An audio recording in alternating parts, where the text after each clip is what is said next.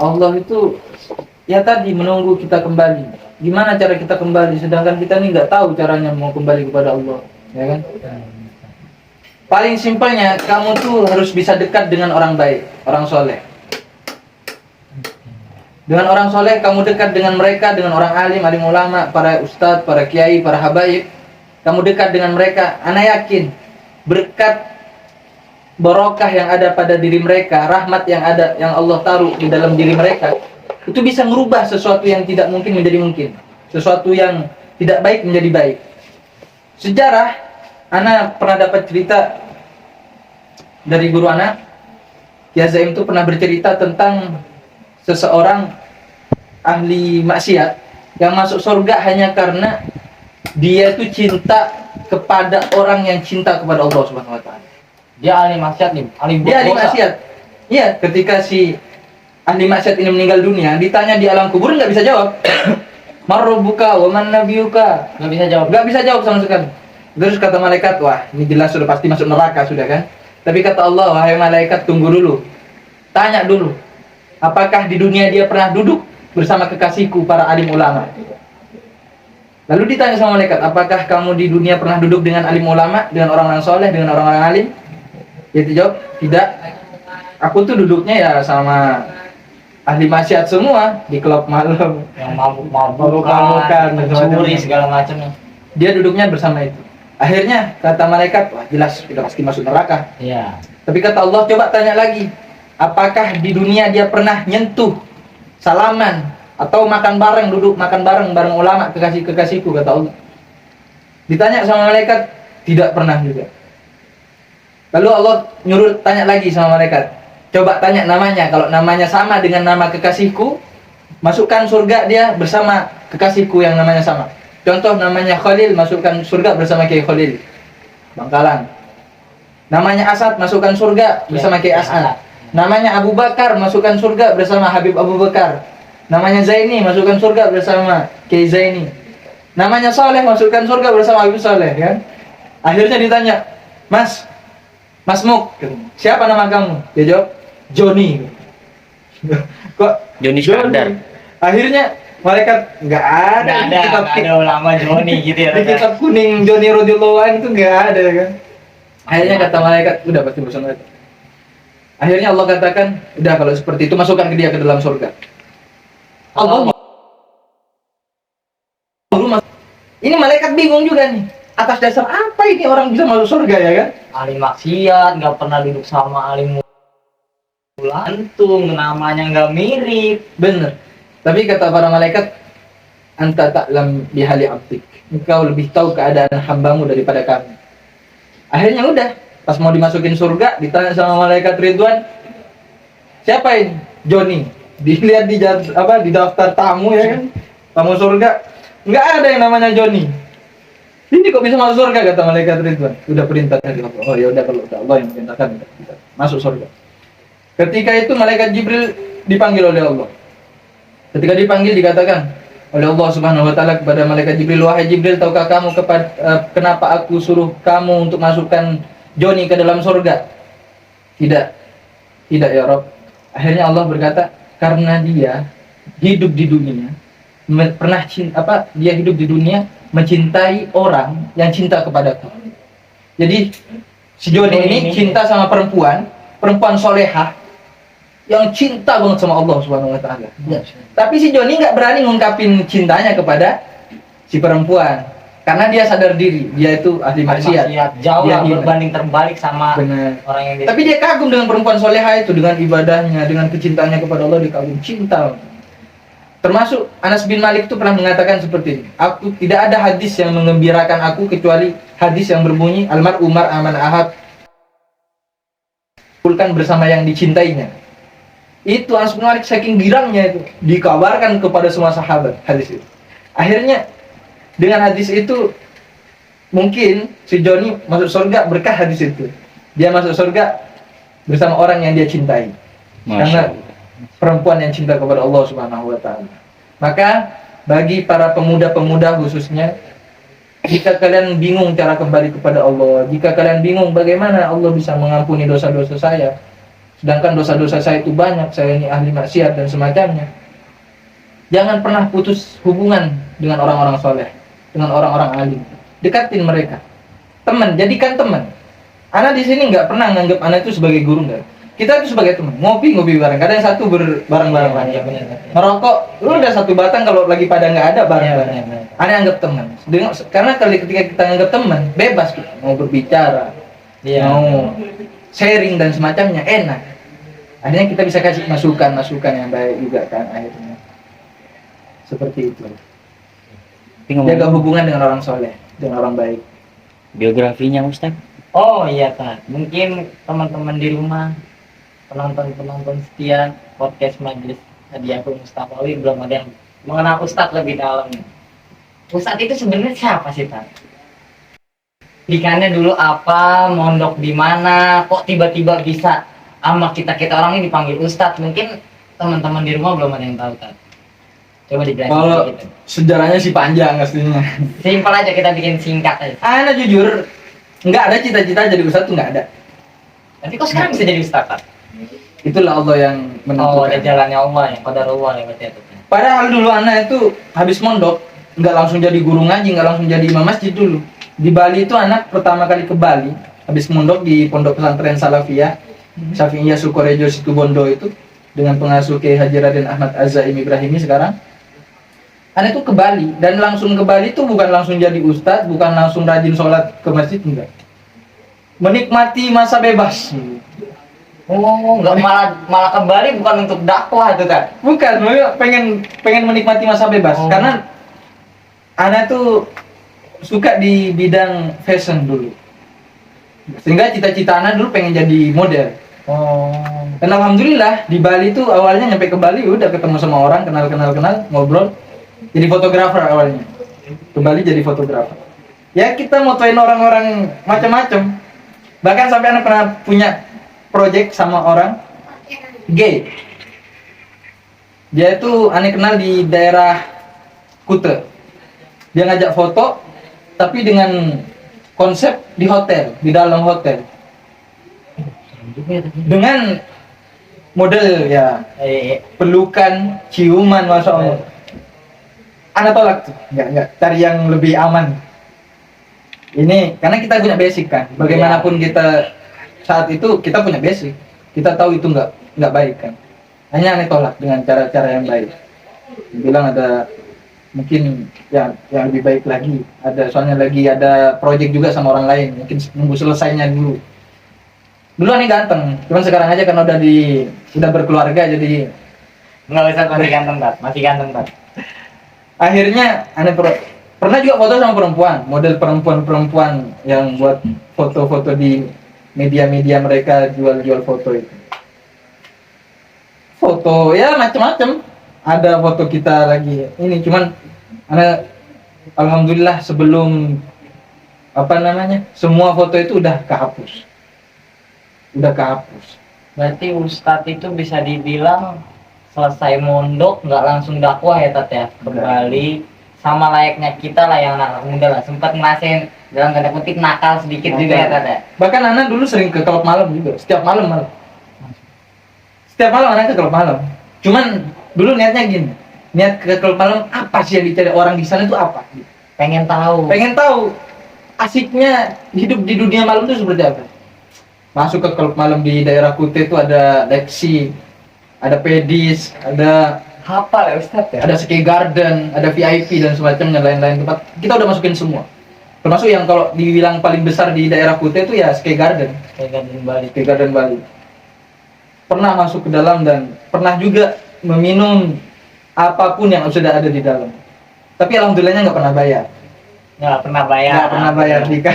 dan alhamdulillahnya stop cuma sampai sini ya Tat yang nggak berlanjut. Ana awalnya nggak mau minum karena memang mahal-mahal. Itu ada satu botol harganya 1,5 juta, ada 2 juta, ada bahkan sampai yang 5 juta. Ini duit dari mana? Nggak kebeli lah ya. Nggak kebeli. Datang teman bener kalau setan itu dengan berbagai macam cara loh. Nah yakin. Akhirnya datang kawan, teman kampus. Nawarin, udah. Aku yang Bayar. Aku yang bayar, aku yang traktir semuanya. Udah buka botol, buka room, udah habis. Ini sempat kayak gitu juga. Cuman itu ana ambil pelajaran. Dan yang ana rasakan ketika hidup di dunia malam tuh yang nggak ada nikmatnya, nggak ada bagus-bagus. Minum itu juga pun nggak enak minumannya. Seharga 5 juta itu nggak enak bagi ana. Mungkin Padahal bagi mereka padahal mahal ya. enak. Bagi ana lebih enakan jus alpukat lah. Dibandingkan Homer itu tak. Iya. Nggak enak banget rasanya. Udah puyeng ya kan, udah pusing, mata belok kayak gini. Tenggorokan nggak enak, panas banget. Dulu paling sering sih minum kayak tequila gitu. Kasih garam ya. Sampai kasih jeruk. Allah, tapi kalau ingat itu kita ngerasa mana itu adalah manusia hamba yang paling hina gitu. Makanya anak tuh nggak pernah ngerasa lebih baik daripada siapa tuh, karena anak tahu diri anak itu seperti apa sebelum jadi seperti ini. Kita jadi ustadz nggak ada. Akhirnya anak sadarnya itu ketika di Pantai Kuta. Itu sesadar-sadarnya. Lagi jalan bareng orang, bareng teman-teman. Umi itu jarang nelpon. Umi lagi waktu itu ada masih ada di daerah Sumeneb, masih di kampung. Dia nelpon suka ngeliat foto-foto kita di Instagram kan. Jadi tahu kehidupan Ustadz. Jadi tahu seperti apa kok bisa jadi begini. Biasanya dari pondok jadi apa kayak guru ngaji kayak nerusin perjuangan kakek anak tuh salah satu tokoh Torikoh Naksabandia di daerah Madura Sumeneb. Namanya siapa? Kiai Hamim. Kiai Hamim. Kiai Hamim itu adalah kiainya orang Madura, daerah Sepudi, Pulau Sepudi khususnya. Keturunan dari Sayyid Ibrahim. Kakek Hamim. Berarti dia lagi dalam diri saya udah ada darah ulama sebenarnya ya Ustaz ya? Ada, cuma cita-citaannya jadi ulama nggak ada. Nggak ada. Nggak ada awalnya nggak ada. Jadi model, ada cita-cita seperti itu. Akhirnya Umi nelpon bilang gini, itu Umi lihat foto-foto kamu kok seperti itu loh nak. Yang kenapa sih Mi? Ini lagi tren loh, lagi gaul loh. Ya Allah. Akhirnya banyak nasihat-nasihat kita dapat. Sampai Ani nangis di tempat. Tahu nggak dulu Umi itu mondokin kamu, hasil jeripayahnya Umi jual apa? Umi itu jual sendal bekas. Iya. Ani dari keluarga yang kurang mampu. Ini dari keluarga yang sederhana. Tapi orang tua itu dari saking pengen lihat anaknya jadi orang gitu, mereka rela ngelakuin apa aja buat anaknya. Makanya berdosa banget seorang anak kalau durhaka ke orang tuanya itu ya nggak ada pengampunan sudah. Bahkan Allah benci juga sama dia gitu kan. Jadi durhakanya dia kepada orang tuanya, sakit hati orang tuanya, ya sakit hatinya Allah. Sampai kalau orang tua mengucapkan kata-kata yang tidak baik, akan turun tidak baik. Dari saking Allah gedeg juga mungkin ya, melihat anak yang durhaka kepada orang tuanya. Akhirnya ini nangis sadar. Ya Allah, iya kita mondok 7 tahun di pondok pesantren pindah-pindah, mau jadi apa nih kok begini? Umi sambil nangis di telepon itu. Ada abah juga pasti di sampingnya ada abah. Akhirnya udah sadar, Ani ke masjid waktu itu, ke Masjid Ar-Rahmat Kuta. Paling terdekat tuh dia di daerah Kuta ke masjid. Ana sholat duhur waktu itu. Habis sholat, Ana ketemu sama dewan masjid BKM-nya masjidnya. Tadi minta tuh. Ini ngobrol cerita tentang Ana anggap Ana orang bodoh lah. Ketika minta nasihat, minta saran kepada ustadz yang ada di masjid, dinasihatin. Ya alhamdulillah itu masuk juga, Ana terima juga nasihatnya baik. Sampai besoknya Ani datang lagi mau sholat. Biasanya nggak pernah sholat. Ke masjid itu lagi. Ke masjid itu lagi sama. Hanya mau sholat, muadzinnya kebetulan nggak datang. Ente yang gantiin. Iya, nggak ada lagi. DKM bilang, "Minggu kemana nih Ani?" Ana bilang kalau nggak ada yang azan, boleh nggak Pak Haji saya yang azan? Boleh silakan. Ani azan. Nah ketika azan di masjid itu akhirnya DKM bilang, yaudah kamu Ana angkat jadi muadzin di masjid ini. Nah, diangkat tuh jadi muadzin. Akhirnya sedikit-sedikit pekerjaan yang tidak baik itu Ana tinggalkan. Berkurang ya Tete? Berkurang.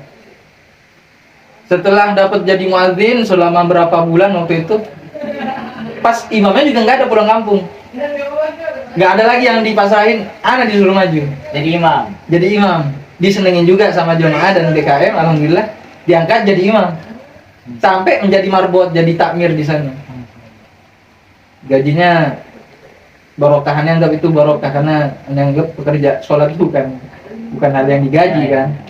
Cuman itu adalah apa namanya bukti bahwasanya kalau orang taat kepada Allah, orang dekat dengan Allah, rezekinya ada aja. Termasuk bisyarah setiap bulannya kan anggap aja itu adalah bonus dari Allah atas kedekatan kita kepada Allah kan. Terima alhamdulillah setiap kita dapat ya kita senengin orang tua udah anak kirim ke Umi. Karena kalau ada megang duit, anak tuh termasuk orang yang royal. Kalau ketemu sama orang, ada zaman nih nggak sholat pakai kaos doang. Biasanya orang kalau pakai sholat kaos doang, celanaan itu suka kelihatan di belakang ininya. Maaf auratnya. Iya auratnya. Dipanggil tuh habis sholat. Kalau nggak bisa kita habis sholat langsung, Pak batal Pak sholatnya Pak. Jangan, nanti dia malah nggak mau dekat dengan kita. Ini habis sholat kita panggil. Pas saya baru dapat rezeki nih, Bapak mau nggak nerima? Rezeki apa tuh? Baju Pak. Koko. Oh, dakwahnya dari situ ya katanya. Iya, ini dari situ. Pelan-pelan dakwah. Pelan-pelan. Tapi waktu itu juga nggak ninggalin dunia malam. Ini mau merokok. Bro, kita mau merokok. Tidak. Tapi waktu itu juga aneh nggak ninggalin dunia malam. Aneh tetap datang ke klub malam. Tapi dengan niatan berbeda. Sekarang Kalau- beda nih datang ke klub. Iya, Dulu kalau- mau happy. Pengen tahu rasanya seperti apa kan? Sekarang setelah diangkat jadi muazin, jadi imam di masjid, datang lagi ke klub. Datang lagi ke klub tetap. Udah ganti seragam lagi, udah gaya lagi, model lagi. Tapi dengan niat seperti ini. Aku tuh kalau mau jadi baik, Umi tuh selalu ngasih tahu gini. Kamu kalau mau jadi orang baik, jangan pernah jadi orang baik sendirian. Harus ngajak orang. Harus ngajak orang. Biar kebaikan kamu itu menyebar luas. Tapi kalau bermaksiat, jangan sekali-kali kamu ngajak orang. Biarlah kamu sendiri yang bermaksiat kepada Allah Subhanahu wa taala. Biar dosanya kagak double. Ya seperti itu. Umi selalu ngasih tahunya seperti itu. Akhirnya dengan niatan anak alhamdulillah proses jadi orang yang baik, pengen jadi yang lebih baik. Ani datengin tuh kalau malam pengen ngajak orang buat jadi orang yang baik juga. Niatnya. Alhamdulillah kan memang udah banyak kenalan teman-teman kan, teman-teman minum kalau malam. Ketika ditawarin minum, ada aja alasan udah penuh udah dari tadi minum mulu ya. Alasannya aja udah banyak tuh. Akhirnya ngobrol habis mabok tuh nginep di rumah dia kadang kan. Ngobrol. Sampai ikut sholat. Yang pada minum itu kan? Pada minum ikut sholat. Kalau zuhur, asar ikut anak sholat. Malamnya lanjut lagi. Malamnya lanjut lagi. Yang pikir nggak apa-apa. Siapa tahu dengan niat dia sholat zuhur, sholat asar itu dengan ikhlas kan sholatnya kan. Allah juga akan melihat perjuangannya kan. Ini orang hambaku ini pengen kembali, udah aku mudahkan jalan untuk kembali kepadaku kata Allah kan. Alhamdulillah itu berjalan sebulan doang. Udah habis itu bosan katanya. Iya ya, kalau kita pikir-pikir kita nongkrong di malam buang-buang duit ngabisin kayak gitu, apa yang kita cari ya? Gitu. Senang juga kagak, yang sengsara di situ pulang bingung deh. Mabuk udah kelayangan udah, aduh gak ada enaknya sebenarnya. Enakan di masjid habis sholat kan kadang ada nasi barokah gitu kan. Ada minuman yang disediain di masjid itu udah gratis lagi. Nggak perlu bayar, Nggak perlu ngeluarin duit juta-jutaan ya. Nggak perlu. Kenyang, seneng. Dan seneng nikmat ternyata ketika ada di masjid itu ngadain makan panjang itu langsung ditaburin tuh di tengah makan rame-rame bareng-bareng. Itu nikmat banget tuh, kayak di pondok tuh. Nasi gulung kalau di pondok namanya. Pakai daun pisang digulung nasi, udah dibuka, udah taburin ikan dan semacamnya. Nikmat bareng-bareng. Alhamdulillah sadar. Nah, Ane punya banyak teman perempuan-perempuan yang dulu di foto-foto sama Ane itu. Ane juga ajak. Awalnya Ane ngajak gini. Ini bulan Ramadan, bulan yang baik. Apalagi yang muslim, yang Ane tahu muslim itu. Ini ajak.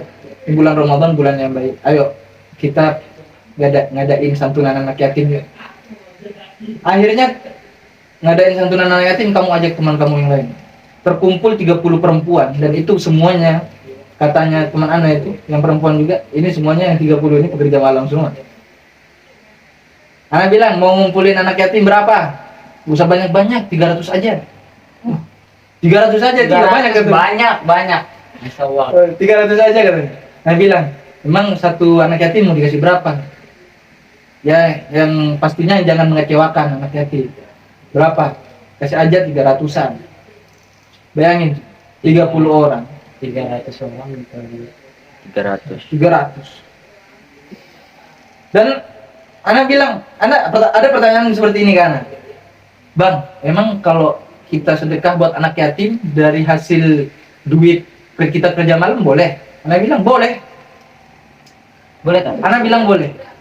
Kenapa? Yang Allah lihat niatnya. Ketika dia ikhlas ingin berbuat baik kepada anak yatim, kepada hamba Allah yang Allah cintai, ana yakin dengan niat yakinnya itu, dengan niat kebaikannya itu, Allah akan rubah cara dia kerjanya yang tidak baik menjadi baik. Pelan-pelan sama Allah diberikan jalan yang lebih Pasti. baik. Ana yakin seperti itu. Makanya ana terima aja, udah sedekahin aja. Soalnya logikanya gini, Rul. Jadi ada sekarang duit contoh ada 50 juta. Kamu lebih senang mana duit ini? Ini duit hasil slot contoh.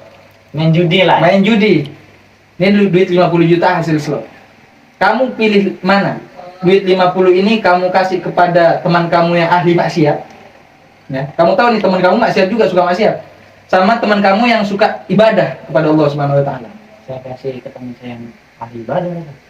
Jelas karena manfaatnya ada. Ya. Tapi Ya, kalau dosanya dikasih nggak double juga. nggak double. Kalau kamu kasih kepada teman kamu yang ahli maksiat juga, itu bisa jadi double, bisa diputer, dimanipulasi sama dia kan. Ana pikirnya seperti itu. Akhirnya Ana bilang, udah bisa. Bismillah.